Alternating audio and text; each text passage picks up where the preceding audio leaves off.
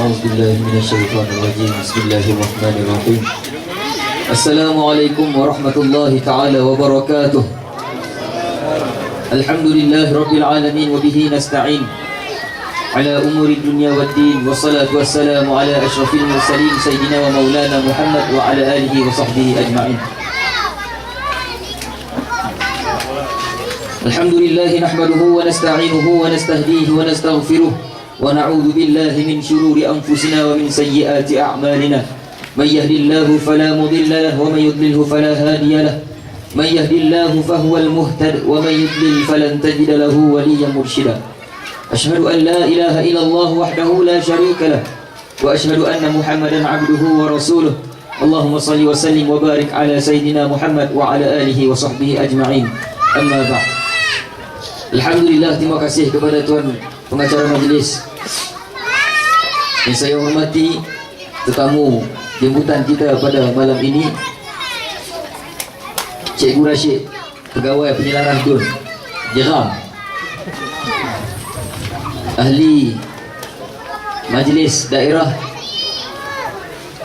Persatuan Pengerusi Persatuan Penduduk, tak lupa kepada pengerusi surau Syekh Osman kita, timbalan pengerusi, para tuan-tuan guru, alim ulama sekalian, ustaz-ustaz, ustazah-ustazah, cikgu-cikgu, cikgi-cikgi, tok-tok ketua, apa lagi tak sebut, tok batin ke, tok mudim ke, mana ada, insya-Allah muslimin muslimat yang dirahmati Allah sekalian. Yang pertama, puji dan syukur kita rafa'kan kepada Allah Subhanahu wa taala atas segala nikmat yang dilimpahkan. Alhamdulillah, tsumma alhamdulillah. Selawat dan salam kepada kasih kita junjungan besar Nabi Muhammad sallallahu alaihi wasallam. Allahumma salli wa sallim wa barik ala Muhammad. Insya-Allah mudah-mudahan kita tergolong di kalangan umat Nabi yang Nabi tak akan terlepas pandang kepada kita, Nabi tak akan lupa kepada kita untuk memberikan syafaat di hari akhirat nanti untuk melangkah masuk ke syurga Allah. Allahumma amin amin ya rabbal alamin. Insya-Allah. Hadirin muslimin muslimat sekalian, untuk di awal ini saya rasa tak perlu kau nak ta'aruf. Pengacara tadi, pengerusi pun dah cerita dah sikit. Tak sangka detail sampai tahun tu dia boleh ambil biodata saya. Panjang habis dia cerita. Baik hadirin ibu-ibu ayah sekalian, alhamdulillah dengan berlangsung pelancaran tadi, dengan perasmian pelancaran, alhamdulillah kita berdoa segala hajat kita, segala matlamat kita yang kita dambakan, yang kita harapkan yang terbaik untuk ummah ini, insya-Allah terus berjalan dengan lancar, insya-Allah. Sebelum saya nak mulakan ceramah, saya juga nak ambil kesempatan pada malam ini untuk mengucapkan selamat hari lahir kepada Cikgu Rashid. Di abang tadi kita kena ucap lah.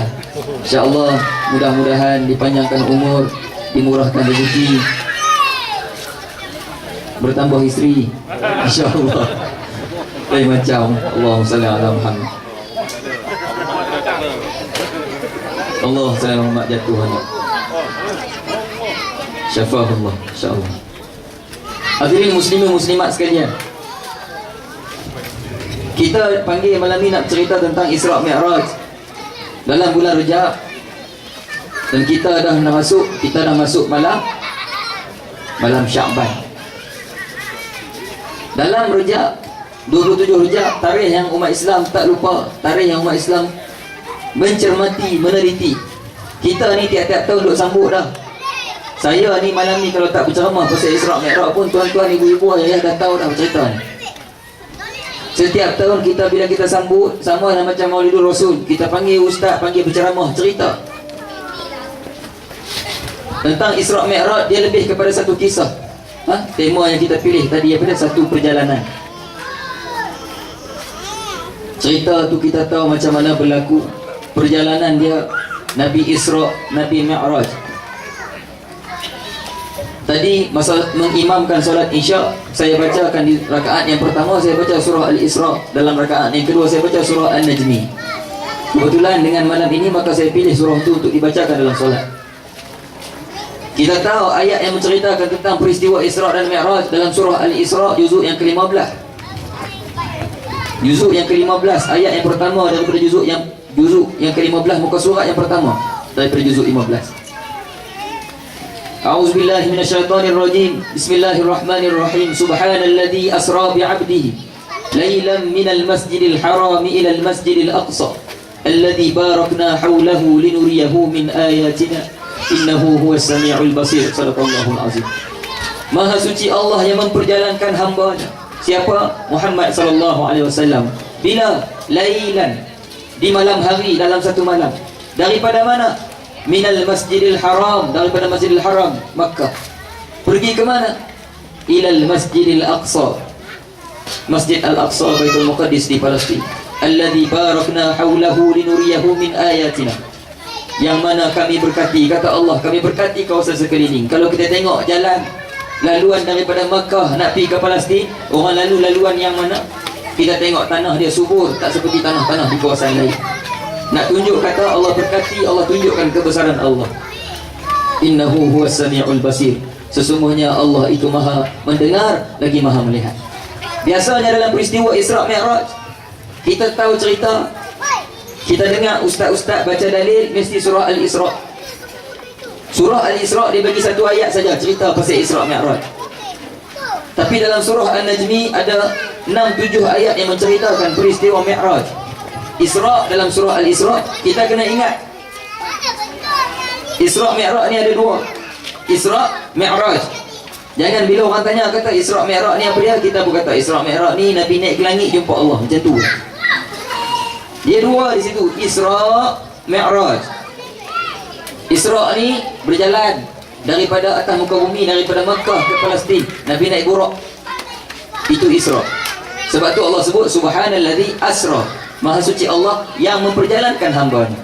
Daripada mana? Makkah ke Palestin. Masjidil Haram ila Masjidil Aqsa. Itu namanya Isra. Yang Nabi naik ke langit daripada Palestin tu, naik ke langit pertama, kedua, ketiga sampai berjumpa dengan Allah, itu dipanggil Mi'raj. Peristiwa ni berlaku bila tuan-tuan? Peristiwa ni berlaku pada 27 Rejab. Kita tahu tahun bila tahun? Tak ada tahun. 27 Rejab tahun bila? Tak ada tahun. Sebab apa? Sebab peristiwa ini berlaku sebelum hijrah. Kita sekarang berapa hijrah? 1435 hijrah. Betul? 1435. 1435 hijrah. Tahun 1 hijrah bila? Tahun 1 hijrah pada tahun Nabi berhijrah daripada Mekah ke Madinah. Itu 1 hijrah. Sekarang dah 1435 hijrah. Bila nak cari tahun berlakunya Isra dan Mi'raj, kita tak dapat tahunnya. Yang ada 27 Rejab. Malam 27 Rejab. Tahunnya tak ada. Sebab peristiwa ini berlaku sebelum hijrah. Kalau nak tanya tahun Masihi ada, tahun hijrah tak ada. Sebab tu kalau kita tengok tarikh lahir Nabi berapa hari bulan? 12 Rabiul Awal. Tahun berapa hijrah? Tak ada. Tapi kita tahun apa? Tahun gajah. Dia pakai tahun binatang. 12 Rabiul Awal, tahun gajah. Sebab tahun hijrah tak ada lagi masa tu. Hadirin yang dimati Allah sekalian, macam mana peristiwa ni boleh berlaku? Memang kita tahu daripada awal sampai akhir, kita dengar selalu dah cerita ini. Kita tahu tujuan utama Allah panggil ini Nabi SAW untuk apa? Untuk ambil syariat yang namanya solat. Tahun yang sama berlakunya apa? Berlaku kematian terhadap dua orang insan yang Nabi sangat-sangat sayang. Sebab tu ulama sebut antara spesialnya dalam peristiwa Isra Mi'raj, kenapa Allah panggil Nabi sampai menghadap Allah, boleh tengok Allah real, face to face, live. Sebab apa? Itu satu hadiah daripada Allah. Allah nak pujuk Nabi. Allah nak pujuk Nabi sebab apa? Sebab Nabi sedih. Tahun itu berlakunya kematian kepada dua orang insan tersayang Nabi. Yang pertama Khadijah. Meninggalnya Khadijah binti Khuwailid, isteri Nabi SAW. Nabi tak ada teman nak sembang sekali dalam rumah, teman nak makan sekali. Selama ni Nabi keluar berdakwah, cerita Islam dekat orang, balik saja orang lempak batu, lempak kayu, lempak tai. Nabi masuk dalam rumah, Khadijah pujuk Nabi, wahai Muhammad, wahai abang aku, jangan risau, jangan mengalah. Agama yang engkau bawa adalah agama yang satu-satunya yang benar. Khadijah bagi sokongan, bagi dorongan, bagi kekuatan dekat Nabi. Tapi insan tersebut Allah dah ambil nyawa dia. Nabi sangat-sangat sedih. Monyok Nabi. Sahabat tengok Nabi waktu tu muka lain macam. Belum habis lagi kesedihan kematian Khadijah, Allah ambil pula seorang lagi yang dekat dengan Nabi, yang rapat dengan Nabi. Siapa? Abu Talib, pak saudara Nabi. Sebelum ni musuh-musuh Islam, Abu Lahab, Abu Jahal, puak-puak kafir Quraisy ni nak halang, nak sekat dakwah Nabi SAW. Mereka tak berani kacau Nabi. Pasal apa? Pasal ada Abu Talib. Abu Talib ni siapa? Pembesar Quraisy yang pertama, kepala besar Quraisy, pemerintahan Quraisy, kepala besar dia. Abu Lahab semua ni level bawah lagi pada dia. Jadi puak-puak kafir Quraisy nak kacau Nabi, nak halang Nabi berdakwah, mereka kena berdepan dengan Abu Talib. Maka mereka tak boleh kacau Nabi. Mereka hanya boleh marah. Mereka tegur Abu Talib. Abu Talib, tengoklah anak menakan hang ni, anak saudara hang bawa agama yang mengarut. Hang sendiri pun tak percaya, apa lagi sekatlah. Tapi atas dasar sayang, kata Abu Talib, walaupun aku tak ikut Islam seperti anak saudara aku tetap akan biar apa dia nak buat. Apa yang dia buat adalah benda yang elok. Kemudian Allah ambil nyawa Abu Talib. Bertambahlah kesedihan Nabi SAW. Mati Khadijah, mati pula pak menakan Abu Talib. Di sebalik kesedihan kematian Abu Talib, ada satu lagi kesedihan yang sangat-sangat sedih. Meninggal isteri satu, sedih. Meninggal pak saudara yang rapat, yang boleh jaga dia bila nak bawa Islam, satu, sedih. Di sebalik meninggalnya Abu Talib, kesedihan Nabi lebih perik. Apa dia? Kerana meninggalnya Abu Talib dalam keadaan tak sempat nak mengucap, tak sempat nak masuk Islam. Nabi SAW berkata dalam hatinya, aku bawa Islam merata-rata, pi dakwah dekat orang sana sini, cerita Islam merata, orang masuk Islam di tangan aku. Tapi aku duk membesar depan pak saudara aku Abu Talib, dia sendiri aku tak boleh nak ajak masuk Islam. Di situlah turunnya wahyu daripada Allah. Allah sebut dalam Al-Quran, innaka la tahdi man ahbabta walakin Allah yahdi man yasha. Sesungguhnya kamu wahai Muhammad, kamu tak boleh bagi hidayah dekat orang yang kamu sayang. Boleh cerita Islam, boleh sampaikan dakwah. Hari ni kita tengok, saya merata tempat saya pi, ada masjid surau yang buat jemputan panggil penceramah-penceramah di kalangan orang-orang yang baru bersama Islam, di kalangan mu'allaf ataupun orang yang dah lama masuk Islam. Dia orang datang bercerita. Kalau kita tengok cerita-cerita yang hebat daripada mereka apa? Cerita tentang ahli keluarga, cerita macam mana dia orang dapat Islam, tekanan, kekangan, sekatan daripada ahli keluarga sendiri. Ada yang bagi cerita sedih. Cerita apa? Bila dia dapat Islam, dia tahu Islam agama paling benar, Islam agama suci murni, undang-undang Islam dengan ketulusannya. Tapi bila dia dapat tahu Islam itu agama yang benar, dia ajak mak dia, orang yang paling dia sayang. Mak dia tak mau ikut dia.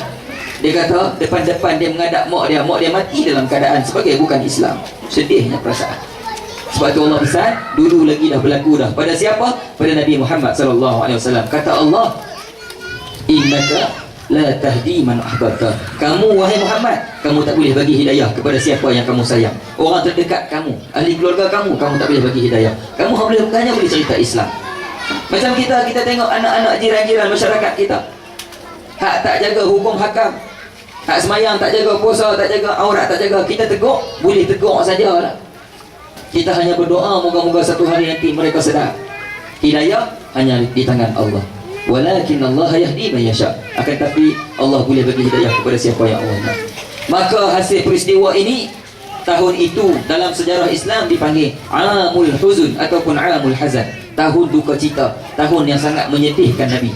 Maka sampai satu malam, pada malam 27 Rejab, tahun ke-11 kerasulan Nabi SAW. Bila orang tanya Nabi Isra Mi'raj ketika umur berapa? Nabi Isra Mi'raj ketika umur Nabi berapa? Bila orang tanya, kita boleh apa? Umur Nabi 51 tahun. Nabi berhijrah daripada Mekah pergi Madinah 53 tahun. Nabi dilantik menjadi Rasul ketika umur Nabi berapa? 40 tahun.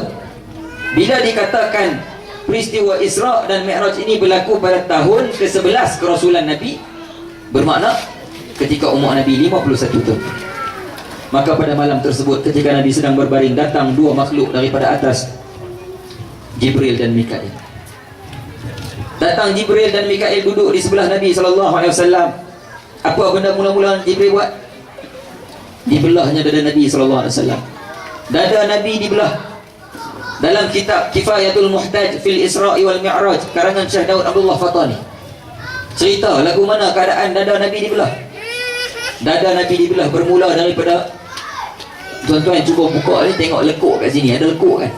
Bawah tengkok kita ada satu lekuk. Antara leher kita dengan dada kita, tulang dada kita ni ada satu lekuk. Puasa lekuk kat sini. Ini dipanggil lubbah. Bahasa Arab kata lubbah. Satu lekuk di bawah tengkok ini, leher kita ni bermula daripada sini, dibelah dada Nabi SAW, dibelah sampai ke bawah pusat.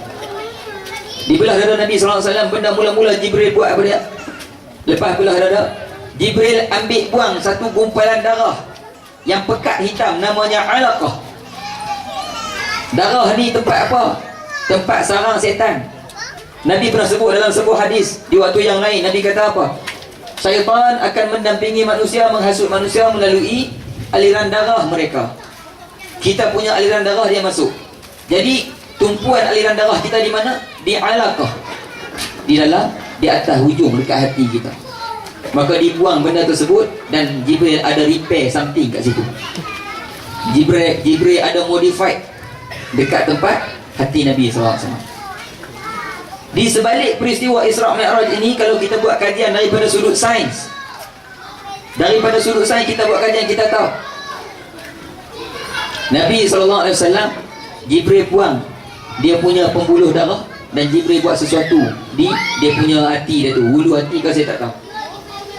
Rupanya kita tengok para angkasawan kita, para ahli-ahli kaji bumi, ahli-ahli geng-geng NASA ni, yang naik ke atas sana, yang bila pi ke angkasa, keluar daripada lapisan orbit bumi, pi tengok kawasan atas sana, pi ke bulan ke, pi ke mana sajalah atas sana, bila mereka pulang masuk dalam kawasan bumi, sampai ke atas muka bumi balik, mereka wajib menjalani satu rawatan.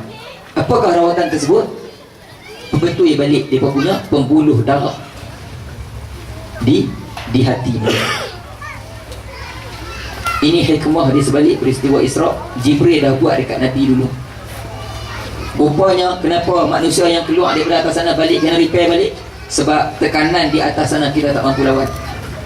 Sehebat mana mesin roket yang kita bawa pergi sekali dengan kita, bantuan alat pernafasan yang kita bawa sekali, badan kita tak mampu lawan tekanan di atas sana. Kita keluar daripada orbit bumi yang dah tak ada graviti, kita tak mampu lawan tekanan. Maka tekanan tu datang dalam badan kita. Kat mana dia serang dulu?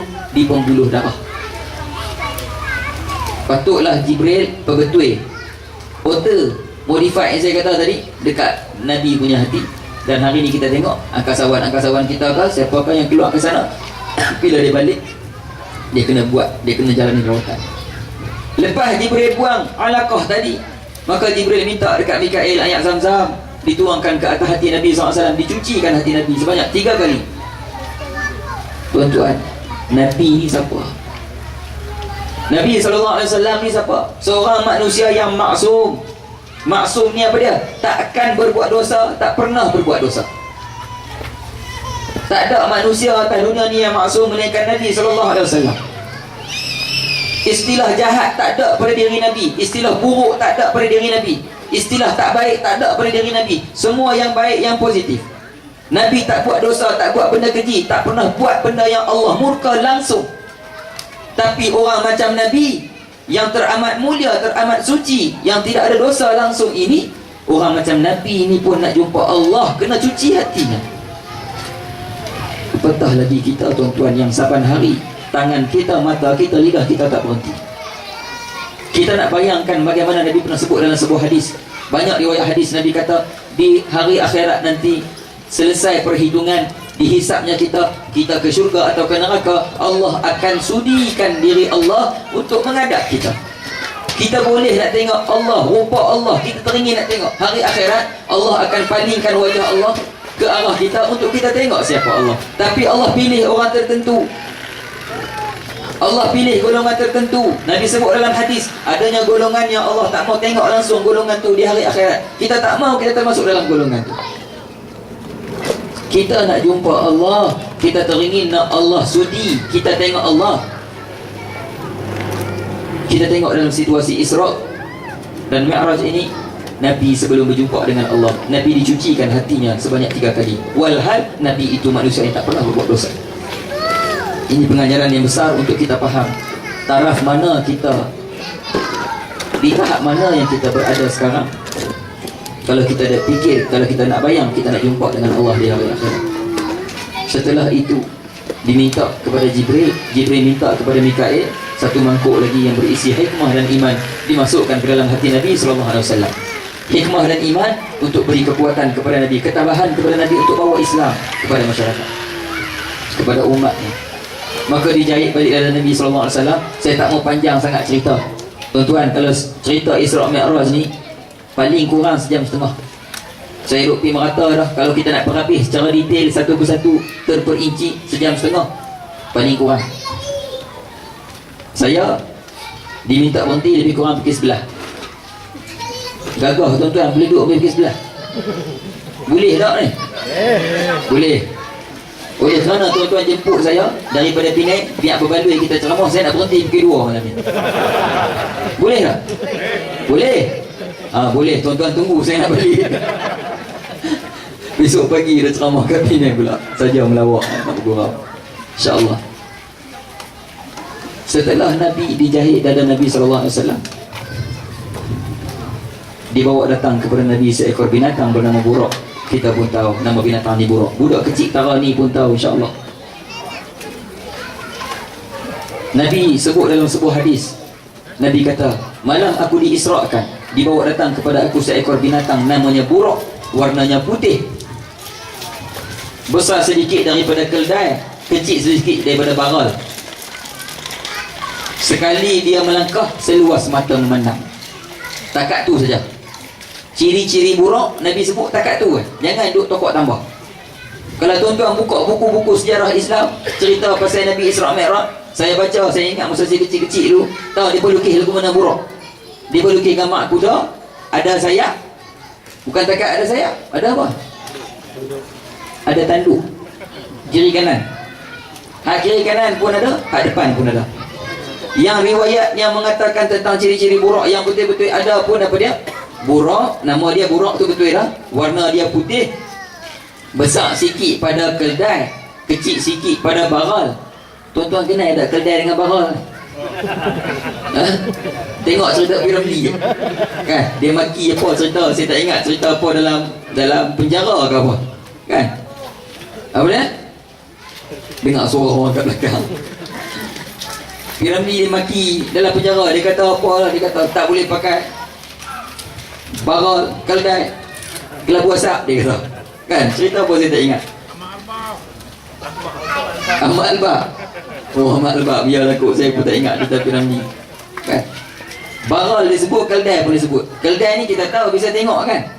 Ke ada dalam taman ni? Tak ada orang belah. Tak ada.